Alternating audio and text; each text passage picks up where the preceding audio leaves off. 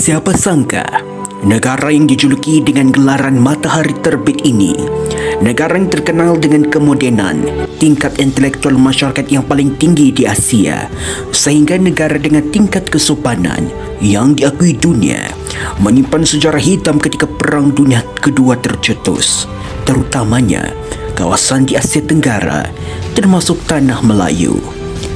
Peristiwa kelam membuat semua masyarakat Tanah Melayu apabila pendudukan tentera Jepun pada tahun 1941 berjaya mengusir tentera British, dan ini bermakna peristiwa kelam yang baru akan terukir dalam sejarah Malaysia. Tidak berfokuskan kepada pasukan infanteri sahaja. Dalam catatan sejarah juga mencatatkan ketika penaklukan Jepun di Tanah Melayu, mereka dikatakan hanya menggunakan basikal sahaja. Tetapi ini tidak bermakna mereka menggunakan 100% basikal sebagai medium pengangkutan. Walaupun begitu, sejarah biarlah sejarah yang akan diingati oleh masyarakat moden pada hari ini.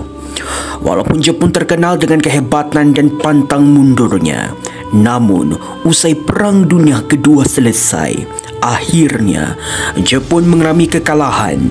Pakatan dan usaha sama tiga negara, iaitu United States of America, United Kingdom, dan Republic of China, telah melakukan perubahan yang besar terhadap perlembagaan di Jepun, yang menyebabkan Jepun tidak memiliki tentera sehingga ke hari ini.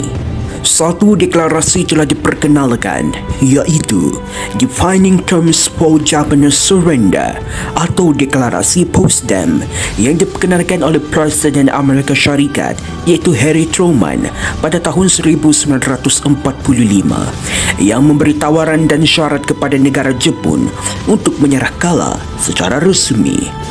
Deklarasi Potsdam membolehkan pihak luar untuk menulis semula perlembagaan Jepun, yang menyebabkan perlembagaan Meiji berjaya dimansuhkan pada tahun 1946.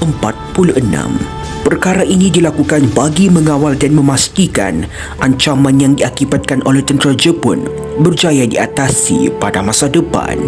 Dalam artikel 9 Perlembagaan Jepun ada menyentuh mengenai bidang kuasa ketenteraan di Jepun. Dalam artikel 9 menyebut mengenai Jepun tidak akan melibatkan diri lagi dalam mana-mana peperangan atau menyertai kempen peperangan. Secara resminya pada tahun 1947, selepas perlembagaan Jepun digubal oleh Amerika Syarikat, maka Angkatan Tentera Jepun secara resminya dibubarkan, dan negara Jepun sehingga hari ini hanya bergantung kepada Amerika Syarikat sekiranya berlaku ancaman dari luar.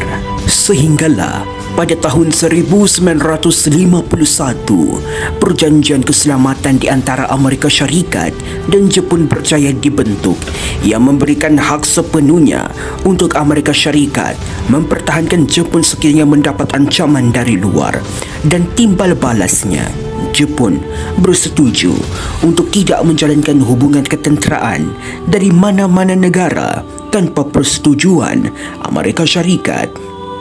Walaupun demikian, ini tidak bermakna negara Jepun bergantung sepenuhnya kepada Amerika Syarikat dalam al-ehwal keselamatan dalam negara, kerana kerajaan Jepun dan Amerika Syarikat telah bersetuju untuk memperkenalkan Akta Angkatan Pertahanan Diri 1954 bagi membolehkan orang awam menyertai pasukan keselamatan awam atau Japan Self Defense Force (JFDF), tetapi status mereka bukannya tentera tetapi petugas keselamatan yang dilindungi di bawah Undang-Undang Sivil.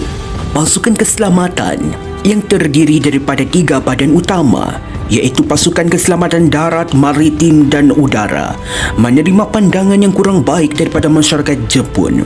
Oleh kerana majoriti penduduk Jepun berpegang kepada prinsip anti perang dan anti tentera, sehinggalah Perdana Menteri Jepun ketika itu, Shinzo Abe, telah melakukan perubahan yang mampu merubah persepsi masyarakat. Tetapi Malangnya, walaupun Perdana Menteri Jepun ketika itu telah berusaha untuk meminda Perlembagaan Jepun Artikel 9 yang membolehkan kewujudan pasukan keselamatan secara resmi, tetapi masyarakat Jepun tetap tegar dengan pendirian mereka yang anti dengan tentera. Pada peringkat awal pembentukan GSDF, Perdana Menteri Miki Takeo telah mengumumkan bahawa perbelanjaan pertahanan mestilah di bawah 1%, tetapi anggaran pada tahun 2005 telah meningkat kepada 3% dan pada tahun 2014 pula, Jepun merupakan 10 negara dengan anggaran perbelanjaan ketenteraan terbesar di dunia. Walaupun Jepun memiliki kisah silam yang sulit dilupakan oleh masyarakat dunia pada hari ini, tetapi biarlah kisah yang lalu menjadi pengajaran dan pedoman kepada kita pada hari ini. Kisah di masa lalu tidak bermakna hubungan antara kita dengan negara Jepun terputus. Sehingga sekarang, negara kita Malaysia masih menjalankan pelbagai kerjasama yang erat agar hubungan dua hala atau bilateral dapat diperkukuhkan lagi.